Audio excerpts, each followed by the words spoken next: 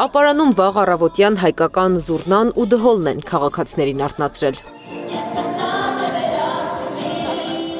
Քաղաքի սրտից Արցախին նվիրված համերգով է մեկնարկել Առաջին հանրապետության 107-րդ տարեդարձին նվիրված միջոցառումների շարքը։ Ներկա էին Արցախի ազգային ժողովի պատգամավորներ, բարձրաստիճան պաշտոնյաներ։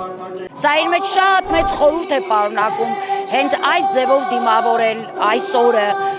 որովհետև մեզ հայտնի է միշտ մայիսի 28-ին հատկապես ապարանում յուրահատուկ միջոցառումներ են տեղի ունենում եւ այս տարի առաջի անգամ է, որ ամեն ինչ նվիրված է Արցախին։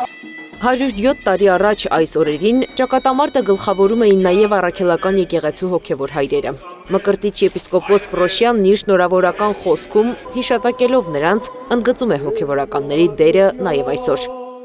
Այսօրվա խորհուրդը չհանձնվելու, պայքարելու, ողջ ու ցավ տեսնելուց հետո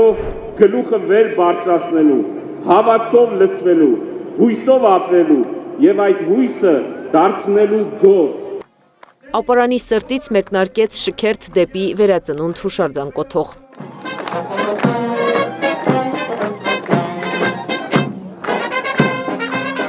Առաջին հանրապետության օրն ապարանում էին նաև փոխվարչապետ Մհեր Գրիգորյանը, Երևանի քաղաքապետ Տիգրան Ավինյանն ու բարձրաստիճան այլ պաշտոնյաներ։ Արցախի կորստի պայմաններում այս տոնը նույն խորհուրդն ունի հարցին, Գրիգորյանը պատասխանում է։ Ձեր հարցի մեջ լրջությունը շատ խորն է եւ կարծում եմ նման հարցերը պիտի մի քիչ ավելի երկար եւ մի քիչ այլ ձևաչափով քննարկենք։ Բայց կարծիք չունեք։ Թեկուզ կարճ։ Բնականաբար ունեմ, բայց այդ կարծիքը կարճ արտահայտելը ես համարում եմ սխալ։ Արցախի կորստից հետո նույն խիզախությամբ է քայլում Երևանի քաղաքապետը դեպի վերածննդի հուշակոթող։ Որևէ ժամանակաշրջան չպետք է մեզ ընկճի, որևէ դժվարություն չպետք է մեզ ընկճի, որովհետև մեր պատմությունը մեզ ցույց է տալիս, որ հայ ժողովուրդը ունենում է կամք, նույնիսկ դժվարին իրավիճակներում լուծումներ գտնելու։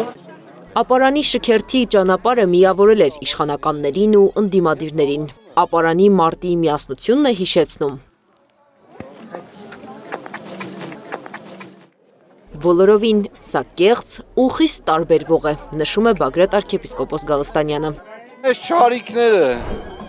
ինչ համատեղելիություն ունեն այսօրվա խորհրդի հետ, բացարձակ չունեն, բացարձակ։ Սրանք պղծել, մսխել, ջարդել, փշրել են ամեն ինչ։ Մայիսի 28-ը հիշեցնում է պատերազմից չփախչելու արդյունքը։ Հիշեցնում է միասնականության ուժն ու պարտադրում այն։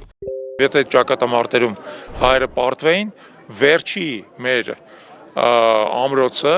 Երևանը ընկնելու էր շրջապատման մեջ